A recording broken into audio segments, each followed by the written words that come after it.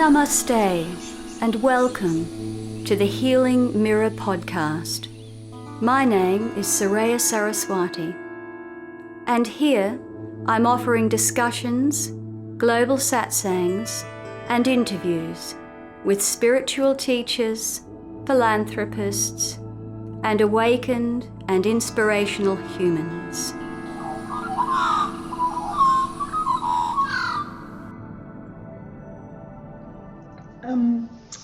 I was interested in the comment you made about the seeker will never awaken. We've all been seekers. But when a seeker arrives, when you are in peaceful presence, when you are awake to awakeness, when awakeness is here, at that moment there is no seeker because there's nowhere else to be. So that's what I meant. Until that point, we feel as if we are a seeker, and there is nothing wrong with seeking. However, seeking, like anything else, can become an addiction too. For instance, I know many, many people who have been seekers for 30 years, for 40 years.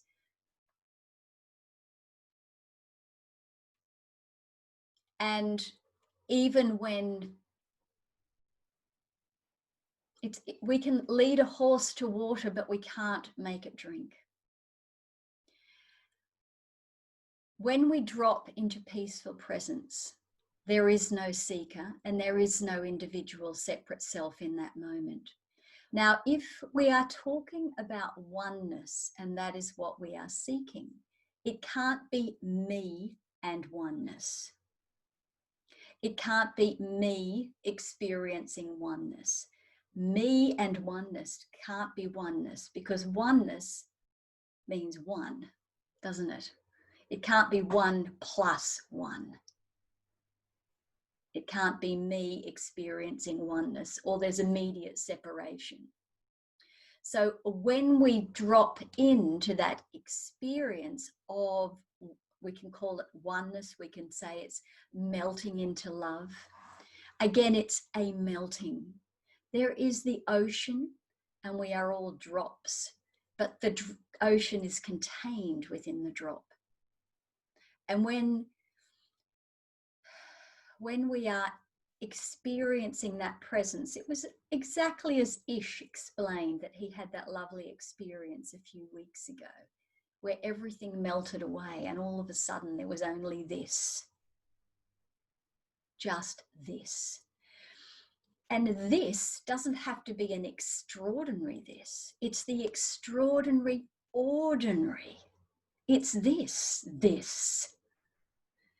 And it's almost too simple that our minds are attuned to complications. Our minds are fantastic at solving problems.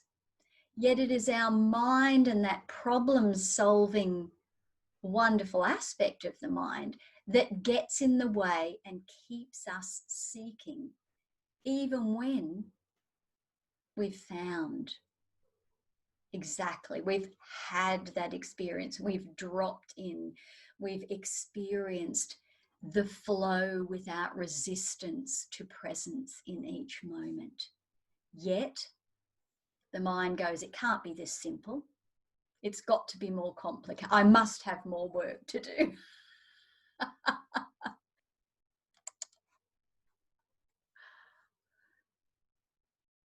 Yes, thank you. Does that possibly mean for people that like to keep seeking within awakeness that they're perhaps overusing their mind? Oh yeah. we just love a little mental jigsaw puzzle to work out. It's more, once we've experienced awakeness or absolute peaceful presence, and we've experienced that, it's more learning diligence and awareness for when we step out of that, for when we, slip back in the do-do. And I had a lovely conversation with Gangaji this week, and some of you will see my podcast. I don't know if any of you have watched the podcast I had with Gangaji, who's a beautiful spiritual teacher in America. And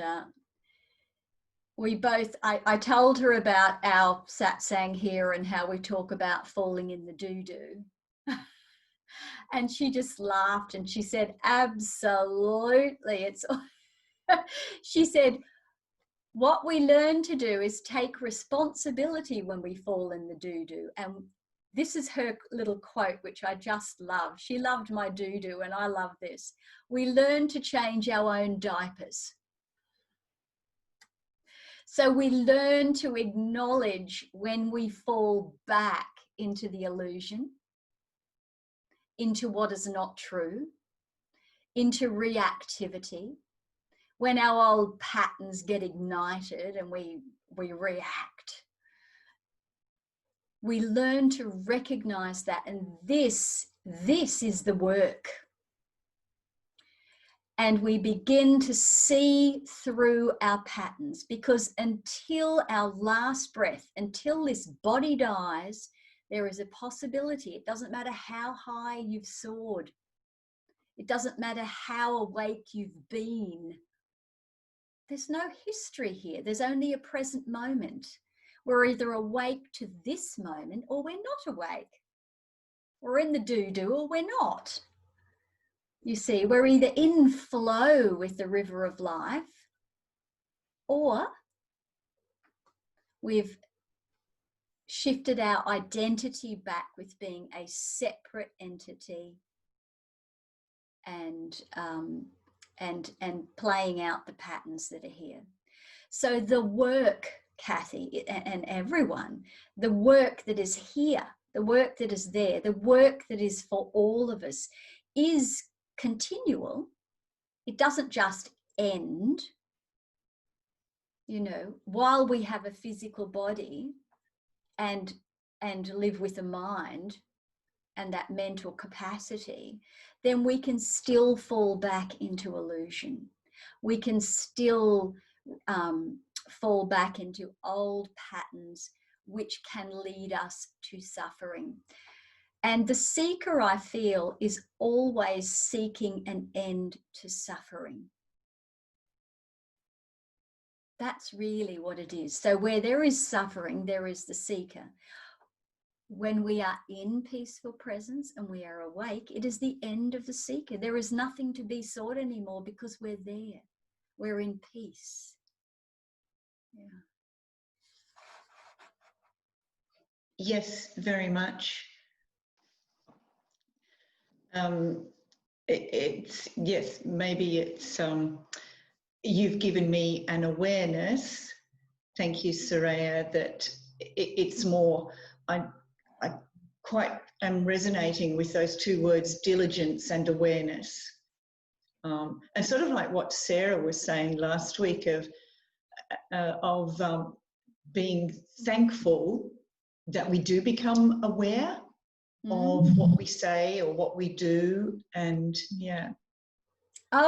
there's no judgment here, absolutely no judgment, and that's something to see in ourselves as well. If we feel like we've fallen into an old pattern and then we start self-flagellating, that's another pattern. And I know that that's a pattern that I've been guilty of, in the life here. So that's, something, if that pops its head even just a little bit, I really shine the light of awareness on that. And it's the seeing through to see that this is not who I truly am. This is a pattern that's been embedded here, perhaps in this lifetime, perhaps it's a tendril from a past, but it's a pattern here that will be here until it's completely seen through. and falls away. And it's that the work is the illumining of these patterns, bringing that, illumining them with light, bringing the light of awareness into those patterns so that the power of those patterns here dissipates and falls away, that it no longer is running the show. And the less there are of these patterns and old reactive or active behaviors, the more spaciousness there is to drop into the ground of being, you see. But when we have very strong active patterns, there's no room for presence. Those patterns are powerful, and they will be demanding our awareness and attention. And I've become more aware too since our Satsangs, so thank you again, of patterns. Really love that word, patterns. And I guess too, I should be still not, as you said, there's no judgment just because I believe I'm a seeker. I mean, that's why I ask questions too. And yeah, so, but I think it's putting it in the right contexts. Yes, and there's nothing wrong with being a seeker. We're all seekers. I'm just saying, when you experience awakeness, there's no seeker. The seeker immediately vanishes because we're there. You know, we're not looking for water when we have the glass to our lips. You know. And then once we see that the separate individual self, you know, for me, that was the final bing for the experience. This was the experience here. Whereas I'd experienced awakeness many, many times in my life. I'd experienced that overwhelming love and oneness. I'd had all those experiences. They weren't lasting. They were fleeting. They'd come and they'd go. And there was greater and greater and greater peaceful presence. But then I got that the individual separate self, because I was seeking to be enlightened, because that was the yogic story that I'd been taught. Okay, so I was seeking that, or one day I will be enlightened. But when I had the absolute, I thought, well, who is this I that becomes enlightened? Is it this hand? Well, you can look at your hand now, guys. Is it the hand that will be enlightened? Is it the arm? Is it the legs? Is it this flesh that will be enlightened? No. What is the unchanging presence that has been here since birth, all through, that doesn't feel like it ages? Because I can see this ages, particularly this year.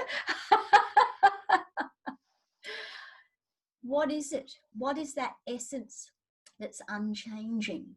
That's the same here, experienced here, as it was when this body was 10 years old, 20 years old, 30 years old, 40 years old, 50 years old. It's the same now. It doesn't feel like it's going to be 60 this year because that's a concept. Again, it's unchanging. So once I realized that separate sense of identification with all the history, who would we be if we told no stories? Think back to the beginning of Satsang where you all did a little update with each other. What if we left all those stories, which is a wise thing to do, at the door, and we come here and we simply meet as emptiness, feeling full together?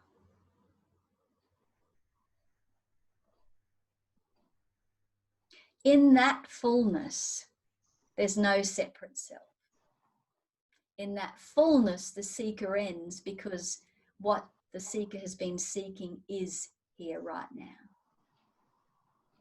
And it doesn't belong to, someone said something to me once, which was, a beautiful thing to say. Imagine if a stranger knocked on the door there now and walked into this room. I didn't know who they were. They didn't know, we had no history together. What would they see? They'd see an older woman sitting at a computer chatting to other people, seemingly. They wouldn't say, oh, there's a Soraya. Oh, we know what she is. No, I would just be an older woman, wouldn't I? But yet, we are so identified with our history, our persona, that we think the world revolves around us. It's quite strange, really, isn't it? Does suffering actually end, or is it about attitude changes? Good question. What is suffering? First, we need to look at what is suffering. Suffering occurs only when there's a resistance to what is.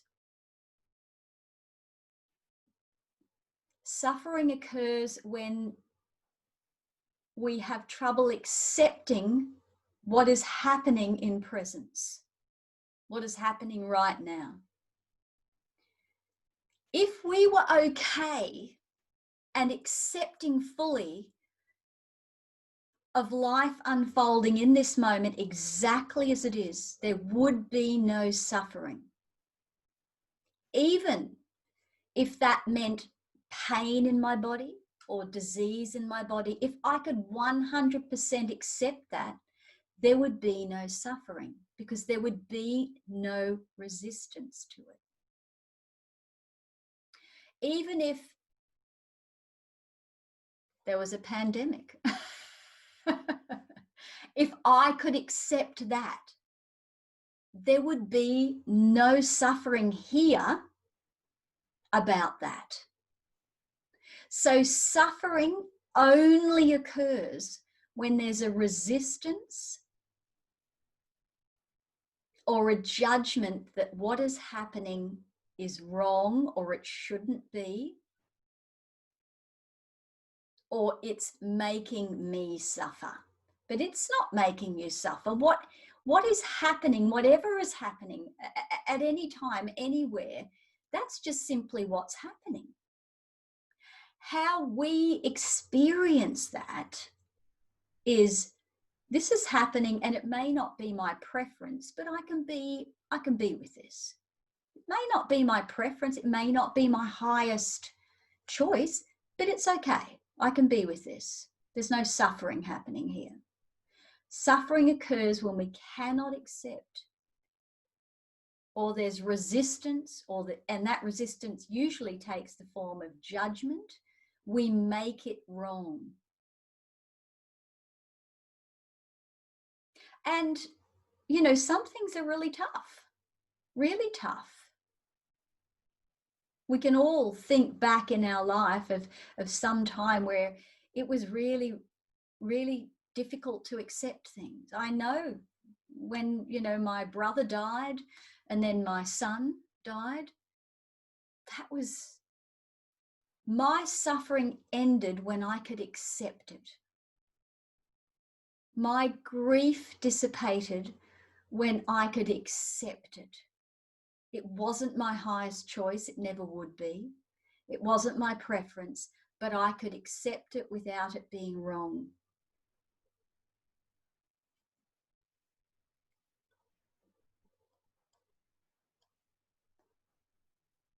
It's powerful, isn't it, when we can sit together like this and not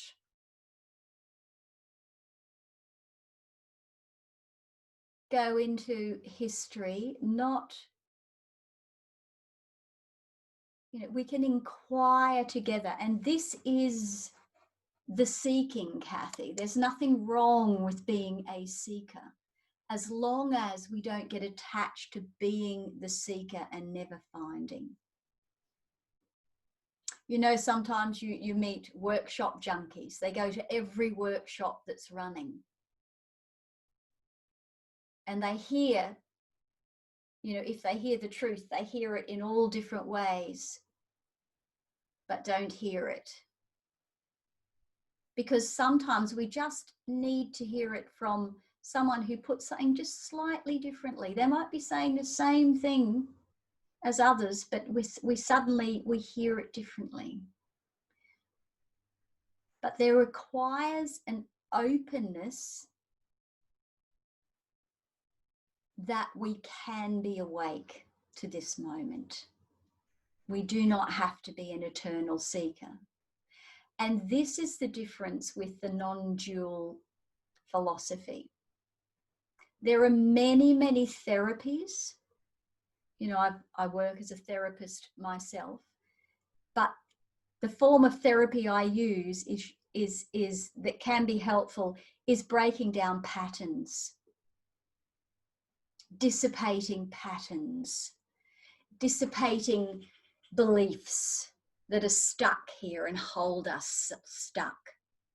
And this is where inquiry, intelligent inquiry, shining the light of awareness on our actions and reactions, particularly when they are coming from deep-seated patterns that ignite suffering, that ignite resistance to presence.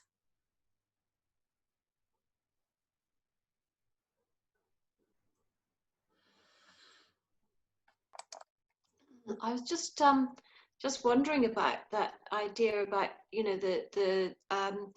it's actually feels, as you've said today, it's actually really simple. And I was smiling about the workshop junkies because I've met many of them, and the one it always feels like the one they're doing right now is the one, that I must do, and everybody that they know must do because it's got, it's the answer. But actually they all point to this this acceptance of suffering. And because there's, none of us really want to suffer. None of us really want to accept suffering. We want to avoid suffering. It's not an acceptance of suffering. Suffering ends. There is no suffering when we release resistance to presence. Yeah. So, and I can see how this the junkie, the workshop junkie thing can operate. But actually what you've described today is it's really simple. It's really simple, but it requires 100% commitment and diligence and discernment to shining the light of awareness when we slip into the doo-doo or when we fall into an old pattern. And that will go on while we have a body-mind. Wherever there is a body-mind, you see the mind is, and I love this term, a flippity gibbet. It just wants to jump on the next interesting thing. flippity, flippity, flippity gibbet. You know, it's hops here and it hops there. And just as you so eloquently shared, Sarah, oh, maybe if I just go to this next one, I'll really get it. Yes. Go on. That's it really. It's just that again, you've sort of held up the mirror for me personally. This about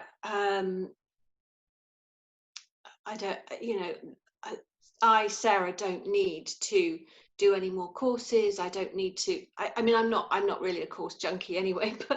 But you know, it's like the latest book, and I get really caught sometimes by people telling me, this is amazing. I've read this book, and not that we shouldn't read, but that I'm the sense that I'll find a new answer in that. And this happens time and time again. This satsang is so simple, it's free, and all we're doing here is pointing to the truth. All we're doing here is reminding each other that it's here, it's ever available, it's not rocket science. There's nothing wrong with going and doing a workshop. There's nothing wrong with anything. We have to remember that as well. There's nothing wrong with anything, yet it's the drive or the impetus behind it, which Sarah so beautifully expressed, that maybe this time I'll get it. You might be going to learn a really great skill like pickling vegetables or making paper flowers. It doesn't matter what it is. Enjoy life. We're really here to explore this wonderful gamut of experience in life. But if we're jumping from workshop to workshop, trying to find peace, can you see just that in itself is insanity, isn't it? Because peace is always here. I personally find that this sort of satsang is just, it seems like nothing, but it is so valuable for us to hold each other accountable in a loving, non-judgmental way, to continue to remind each other what is true and what is not true. I hope that you are feeling that it's helpful too in that way.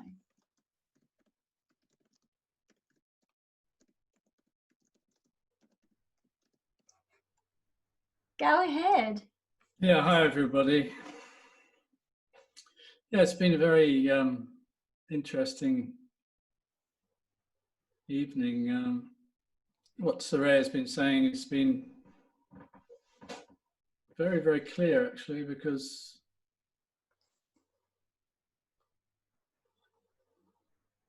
this whole idea of suffering, I mean, to actually look at suffering is something that we very rarely do, because it's the one thing that we want to avoid more than anything. But the thing is, there's nobody really here to suffer. That there's a saying attributed to the Buddha, which is, you may have heard of this, actions there are and deeds are done, but there is no doer thereof. Okay, no doer. Because yes, there are actions, there are things happening all the time, but they are actually happening by themselves. And the whole problem comes in when we start to lay claim to it being my world, my actions, my goals, my decisions, my vision, my self-improvement, whatever it is, it's my thing. And that creates this whole aura of a separation. I was just sitting on the step this evening with Soraya as the sun was going down. And I remember saying, I've never been happier than I am right now. I could never have said that. I never have said that, 10, 20 years ago. I was just so caught up in this whole world of looking elsewhere, looking in a world that I felt had the answer. And I know now that the highest level of understanding is being, because when you step into being, it's like that wonderful movie of Peter Sellers, Being There. I don't know if anyone's ever seen that. He's a gardener, and everyone thinks he's a very simple guy until he starts talking about flowers and trees, and people hear hidden meanings in what he's saying. He's actually saying it's a leaf, it's a tree, but everyone sees this hugely deep meaning in what he's saying. But this simple world that surrounds us, this enormously beautiful place that we live in, is it, and it's all there is. There's nothing deeper. I love quoting people, so this is another quote from Leonard Cohen. Let's stay on the surface. The surface is fine. We don't need to go any deeper. Beautiful song, on his last album. We really don't need to go any deeper. This is enough here. It's the most wonderful place when you arrive. And we keep going over the same things in this satsang because it's, as you just said, it's the simplest possible thing imaginable. But we can't hear it because the mind is a problem solver. It cannot exist without problems. So it goes quiet if everything's okay. It's very simple. It will go quiet if everything's okay. So when that whole process dies down and everything becomes okay, it means that we can deal with anything that comes up because there's no resistance to it. We are being it rather than trying to get to it. We're already that which we were seeking for.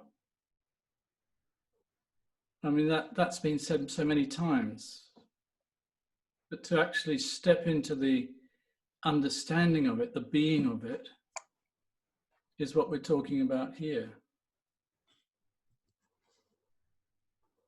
It's not rocket science, as Ray was saying. It isn't rocket science. It's childlike understanding that's required here. It's the lack of cleverness. Krishnamurti always used to say to his audience, "You are too clever," because he was always, everyone's trying to work it out, but it's just this, and this is all there is, and that this, it's this, not that this. It's this. And this is an ongoing thing. It's a flow. And we jump into the river and we flow with this. And then there's no problems. What problems could we have? What could there be when there's no separation? There's just this. It sounds silly. It is silly, but it's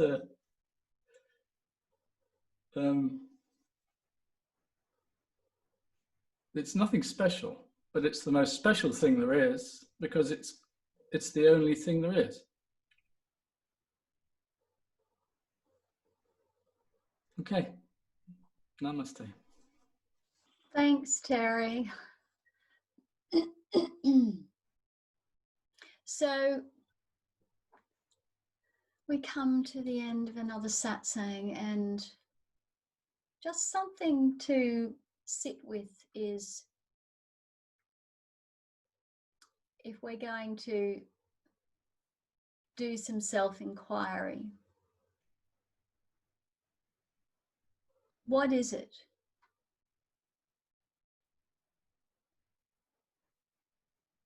What pattern is here? What belief is here that is disallowing me to accept life as it is? Very often it's fear.